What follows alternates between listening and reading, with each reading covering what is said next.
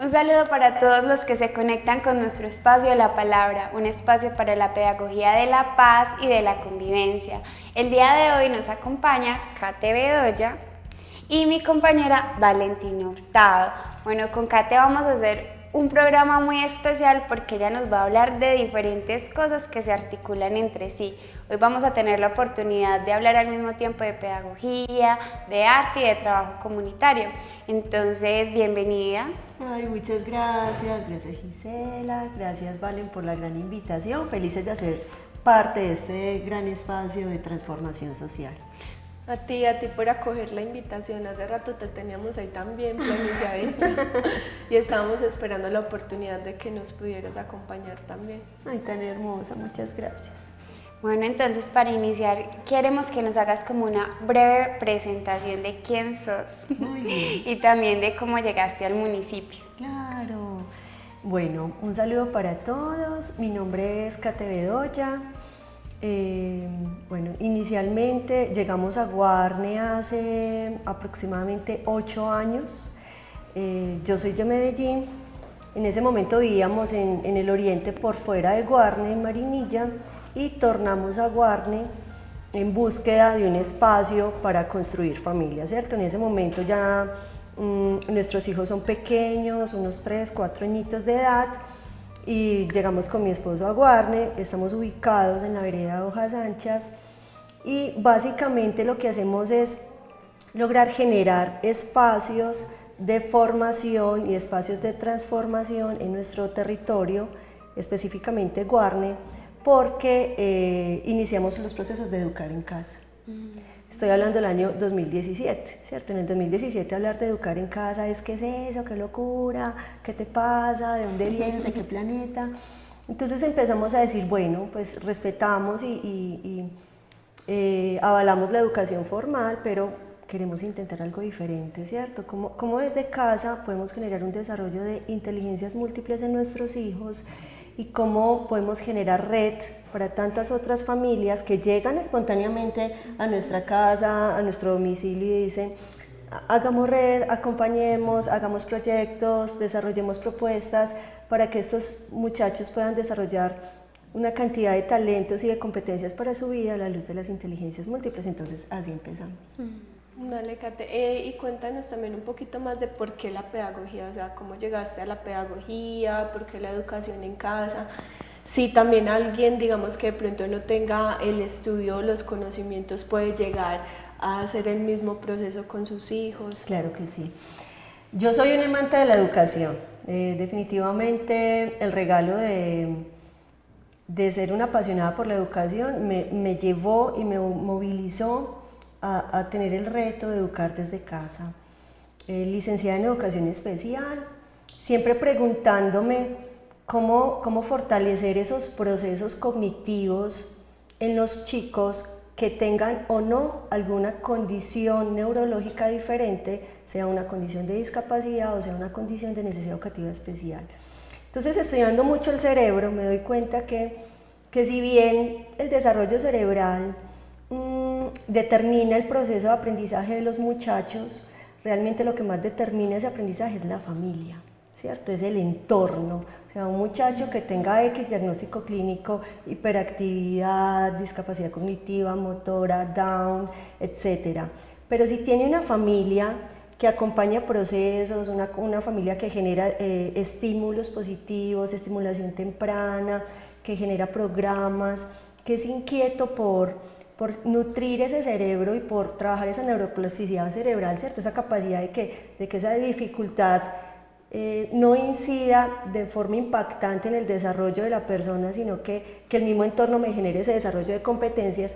Entonces decimos, se puede hacer mucho, ¿cierto? Se puede hacer mucho. Realmente un diagnóstico neurológico no tendría que decir al 100% lo que puede llegar a ser esa persona. Entonces, a partir de ahí, estudiando mucho en educación, me doy cuenta que sí o sí, y también trabajando como profe, ¿cierto? Hace unos años trabajaba en un sector público como educadora. Me di cuenta que la queja de la educación formal siempre fue la familia. Es que la familia no acompaña, es que la familia no promueve, es que la familia no se empodera, es que. Y teniendo en cuenta como esos reclamos dentro del gremio del magisterio, me daba cuenta que que realmente la familia es determinante en el desarrollo de habilidades para los muchachos. Entonces ahí digo, bueno, la educación formal nos puede regalar mucho, pero nosotros como familia también podemos empezar a personarnos y a crear mucho.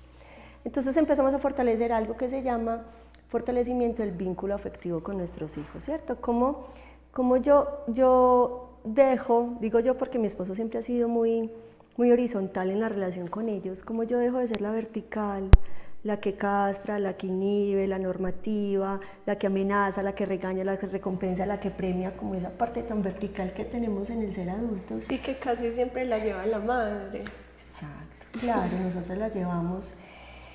Como yo paso de ser de esta manera y genero una relación en desventaja con nuestros hijos, y cómo logro desde mis palabras, desde mi trato, desde mi gestión emocional, desde las artes que son terapia para mí, cómo logro horizontalizar más la relación con ellos y generar un vínculo afectivo en donde desde ahí puedo generar procesos de educación en casa. Entonces ya los hijos ya en un primer momento no me ven como la gruñona, la mandona, la que dice, la que lleva, la que trae, la que pone, sino la que tiene esa carga afectiva en la familia, sino como una acompañante más que media y que genera espacios desde la observación, desde la investigación, desde la lectura, desde el juego con números, desde la ecología, desde la huerta, desde el museo, desde las salidas, generamos aprendizajes y competencias para la vida.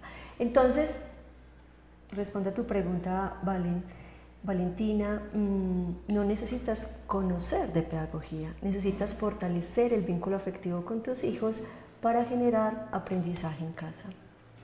Es muy bonito, digamos que dentro de la psicología se ha explorado mucho el efecto que tienen las emociones sobre el aprendizaje. Pues son dos procesos psicológicos que están íntimamente relacionados, y entonces en algún momento veía como hay niños que crecen en entornos donde sus necesidades no están satisfechas y hay mucha situación de riesgo, y como uno le exige a un niño con miedo que aprenda. O sea, nadie sintiendo miedo es capaz de procesar información.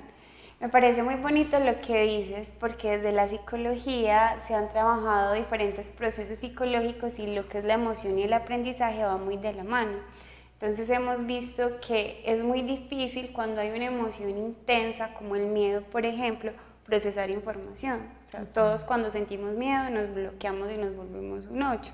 Pero por el contrario, cuando aparece entonces la parte del afecto, cuando un mensaje llega y toca como las fibras, por decirlo de alguna manera, entonces el proceso de aprendizaje se vuelve muy diferente. Cuéntanos un poco qué relación estableces entre la motivación y el aprendizaje. Súper importante eso. Yo creo que eso fue una de las inspiraciones, y gracias por la pregunta, Gisela, fue una de las inspiraciones que tuvimos para educar en casa. Y es que yo veía, cuando tenía el ejercicio de educadora en la educación formal, me daba cuenta que para los chicos todo era muy difícil, y más con diagnósticos clínicos. Era un chico con Down, con discapacidad cognitiva o con algún trastorno asociado y demás. Era súper difícil aprender a leer, a escribir, a contar números, las naturales, las sociales. Era muy complejo para ellos, pero era un asunto más como ese dispositivo de la atención, ese dispositivo de aprendizaje, de la memoria, como esos dispositivos de atención, de memoria, percepción, sí, claro que estaban alterados por esa condición neurológica, ¿sí? Pero como ese dispositivo de motivación no estaba vinculado al aprendizaje, entonces para ellos era súper difícil como todo el proceso de aprendizaje. Una obligación. Claro, súper difícil. Y a veces hasta aversivo, a veces cogían miedo. Claro, súper difícil, y decían, es que yo no puedo, es que yo tengo TDAH, es que yo no aprendo igual, es que yo soy más lento, es que yo no comprendo, es que yo no razono, es que no movilizo, es que no sé qué.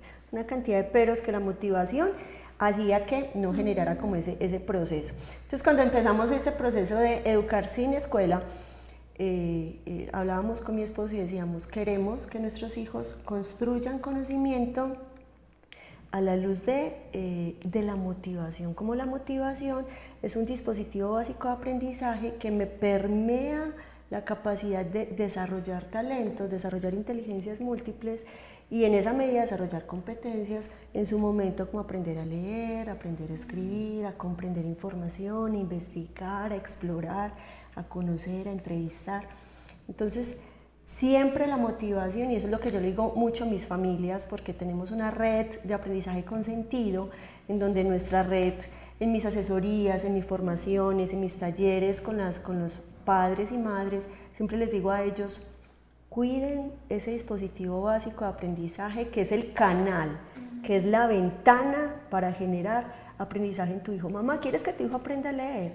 ¿Quieres que aprenda a escribir? ¿Quieres que comprenda información? ¿Quieres que sea operativo con los números? ¿Quieres que investigue? ¿Quieres que cuida el proceso de aprendizaje, la motivación? Porque ese es el canal para que tu muchacho potencie y llegue a ese conocimiento, ¿cierto?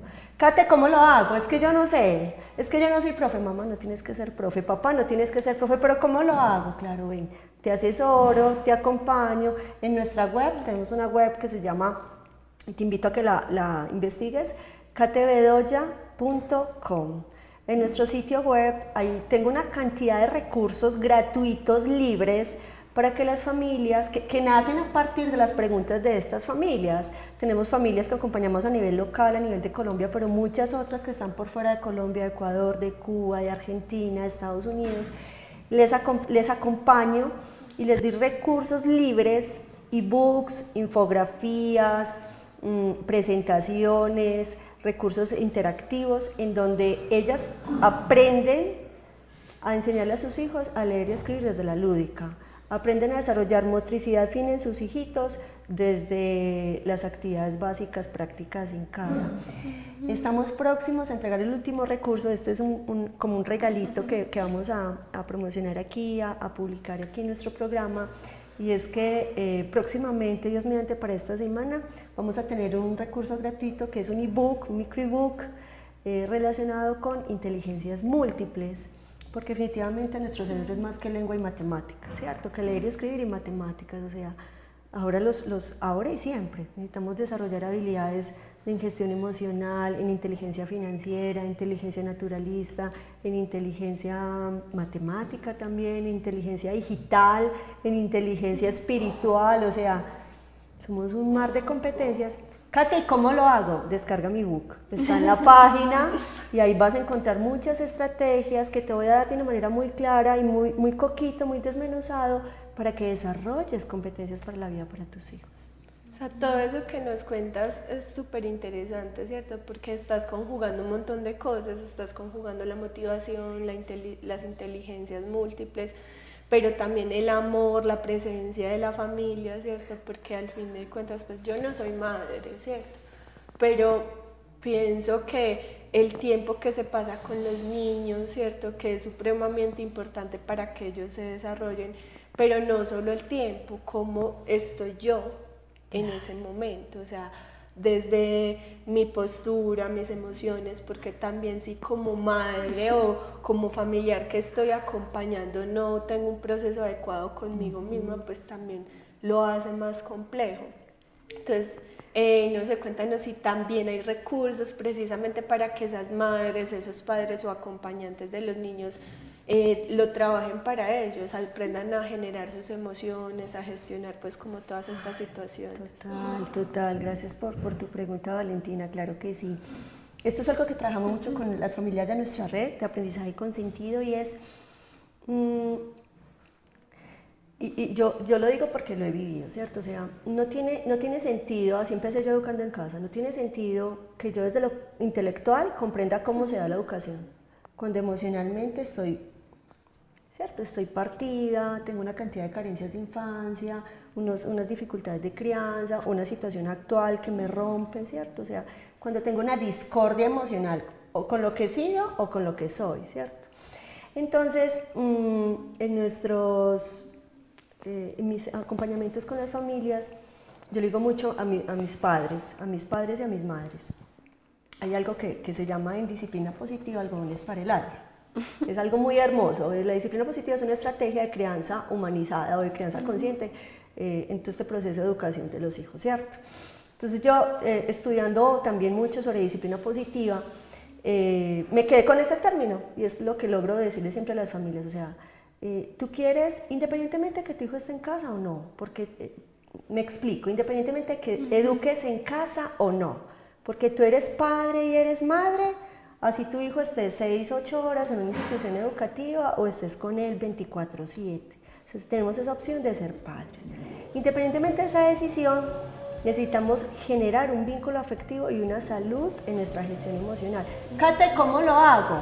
Entonces caemos en, mamá, practiquemos, papá, practiquemos algodones para el alma. Los algodones para el alma son esas prácticas, esos hobbies, esos intereses, esas rutinas que deberíamos de tener todos los días. No es algo esporádico, ni es algo que se da cada mes, ni es algo que se da cada nunca, sino que deberíamos tener todos los días para sanar nuestra niña interior, nuestra infancia y sumar a nuestra gestión emocional. Es ahí cuando yo llego al clown. El clown... Bueno, vamos a hacer una cosita, ¿cierto? Para que sigamos, ¿cierto? En la introducción, además porque queremos que nos cuentes también un poco más del clown, ¿cierto? Porque es algo súper bonito, además que uno diría, ve, qué curiosa esa parte. Entonces vamos a hacer un pequeño corte de comerciales, agradeciendo también a cada una de las personas que hace parte de este proceso, nuestros aliados estratégicos, la revista ¿Qué más?, Comunicando con Propósito, también nuestros patrocinadores, Panadería El Avenazo, Aroma Café Bar, por supuesto a Cable Plus que hace que todo este proceso tan hermoso, que cada una de las personas que viene acá pueda salir al aire, que nos da su trabajo, su logística. También agradecemos a Casa Verde y a cada una de las personas que está detrás de cámaras y que nos acompaña acá. Ya regresamos. ¿Sabías que Cable Plus Televisión cuenta con el servicio de Win Sport Más? Por tan solo 29.900 pesos podrás disfrutar todo el contenido premium deportivo. Para más información, comunícate al 322-1342 o acércate a nuestras instalaciones.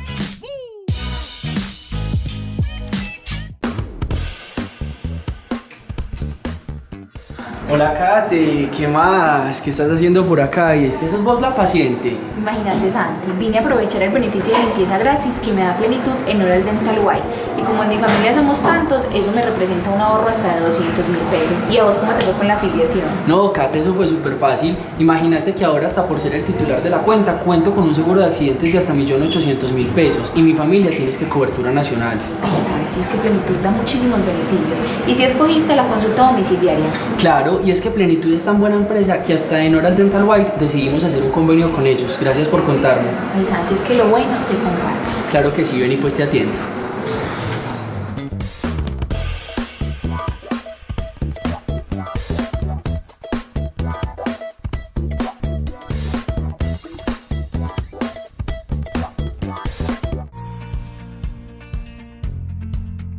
Regresamos a nuestro espacio La Palabra. Hoy nos acompaña Kate Bedoya, Valentín Hurtado. En el primer bloque nos habíamos quedado ahí con una curiosidad, que nos ibas a introducir un tema. Estábamos hablando de la necesidad de encontrar otras estrategias para gestionar esa parte más emocional, como para ampliar el alcance de la pedagogía, y nombraste una palabra clave, el clown. Entonces cuéntanos un poco de cómo introduces el clown a todo este trabajo que nos has ido comentando. Claro. Yo empiezo entonces empezamos a educar en casa, entonces les hablaba como la norma, no ponga, no quite, no lleve, no traiga, no sé qué. Entonces los chicos, como que, ay. Entonces ahí me doy cuenta de, qué interesante llegar a las artes como una mediación para sanar lo que soy y para entregar una enseñanza diferente a los hijos en ese momento, ¿cierto? Lo que inicialmente fue a los hijos, ahora es para muchas personas. Entonces llego al clown. Empiezo a estudiar en el Instituto de Cultura del Carmen de Viboral y me doy cuenta que es un arte en donde a través de la restauración de la niña interior de lo que soy, a través de la expresión corporal, a través de la improvisación, se logra gestionar una cantidad de emociones que quizás en su momento estaban prohibidas o estaban sesgadas o estaban reprimidas por la niña que fui, ¿cierto? Entonces empiezo a hacer todo un trabajo de gestión emocional como un clown terapéutico y a partir de ahí empiezo a sanar, a aceptarme, a acogerme, a visibilizar esa niña y a sentir que esa niña hace parte de la adulta que soy hoy y de la madre que soy hoy. Entonces empiezo a integrarla como en ese rol adulto de esa niña, entonces ya no la tengo en desventaja, sino que la tengo horizontal y de esa manera el clown se convierte para mí en un algodón para el alma. Empiezo en un proceso de aprendizaje unos años, más o menos unos 5 años, y eso fue antes de venir a Guarne. Cuando ya llego a Guarne, empiezo a tener contacto con la directora de la Corporación Artística Urania, Laura Giraldo, y con ella empezamos a hacer alianzas, a hacer convenios, a hacer contactos, de cómo también desde la corporación podemos ya trabajar el clown de una manera ya profesional. Entonces, de ahí empiezo hace más o menos unos 4 años estamos con la Corporación Artística Urania y desde ahí empiezo entonces a acompañar a los chicos artistas, a los jóvenes frente a su formación de clown, pero también tengo un aprendizaje frente a la trascendencia de las artes escénicas, como aprendo también a no quedarme solo en el clown, sino a personificar otra cantidad de acciones dentro del teatro que me permite gestionar mis emociones. Entonces ha sido algo absolutamente, te digo que para mí el teatro y el clown, que es una técnica del teatro, es algo absolutamente terapéutico y como eso incide en mi ser madre, pero también en mi ser formadora, en mi ser investigadora, en acompañar familias, talleres, eventos, que de esa manera veo que mi infancia va siendo mucho más integrada con la adulta que soy. Entonces, fundamental sanar, construir, visibilizar lo que somos y lo que hemos sido con esos algodones para el alma, pero así como lo es el clown, también es la literatura, ¿cierto? Y también lo es la oración, como esas prácticas personales de salud mental y emocional. Bueno, cierto, son muchas cosas. De hecho, yo creo que sí te hemos visto por ahí en varias presentaciones de teatro, te hemos visto así con tu vestido. Hay algo cierto muy bonito que tiene la palabra y es que la palabra surge como un espacio para visibilizar esos proyectos y las acciones que construyen paz y convivencia, ¿cierto? Que construyen comunidad. Nos hemos dado cuenta que en todo este proceso todo suma. Hemos tenido artistas, psicólogos, médicos, pedagogos, hemos tenido personas muy diversas. Entonces siempre tenemos una pregunta obligatoria, ¿cierto?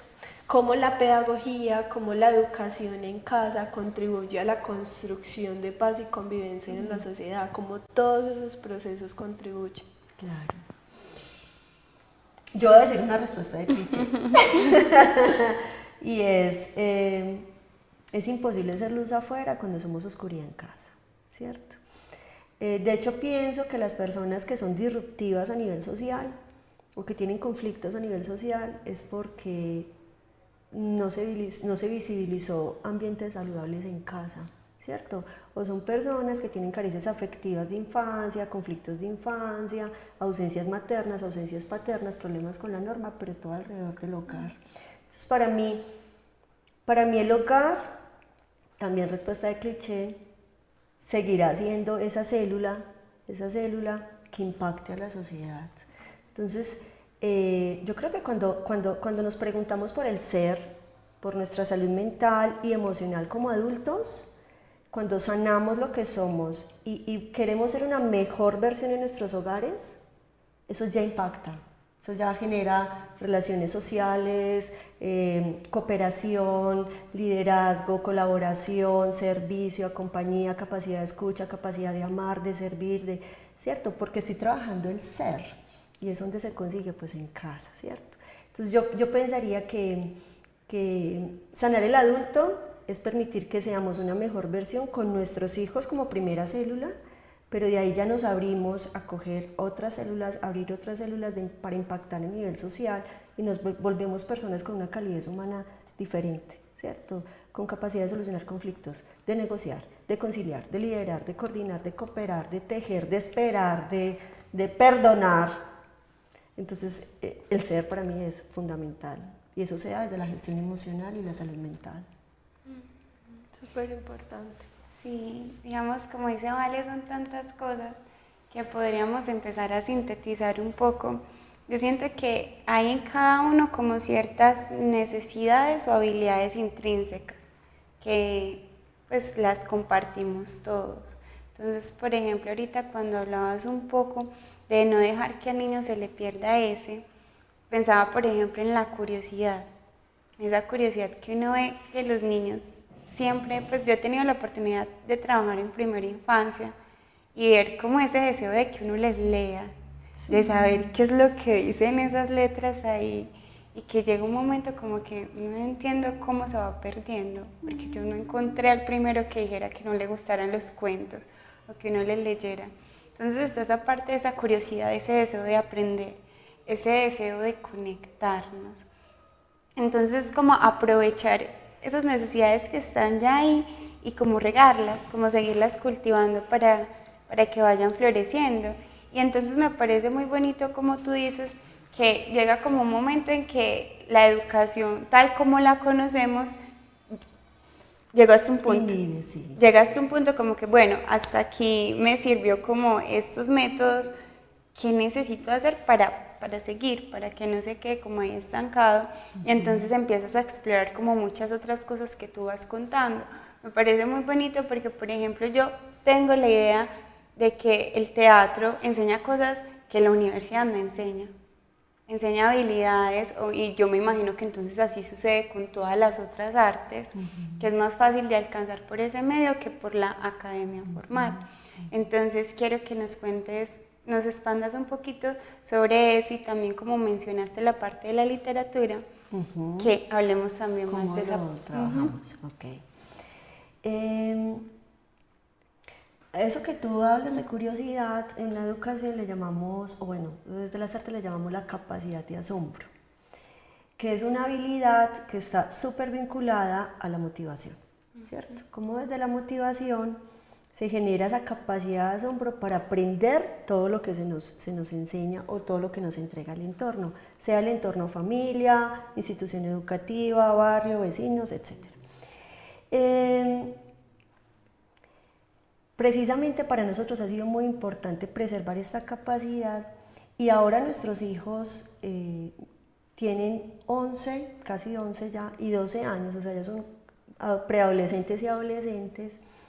Y como vemos que en ellos aún esa capacidad de asombro está viva, o sea, son pelados, porque ya no te voy a hablar de niños, son pelados que cogen un texto y se la gozan y se sollan la literatura, o cogen un reto matemático y hasta que no lo solucionan desde el cálculo, desde las operaciones matemáticas, desde la situación problema, no lo sueltan.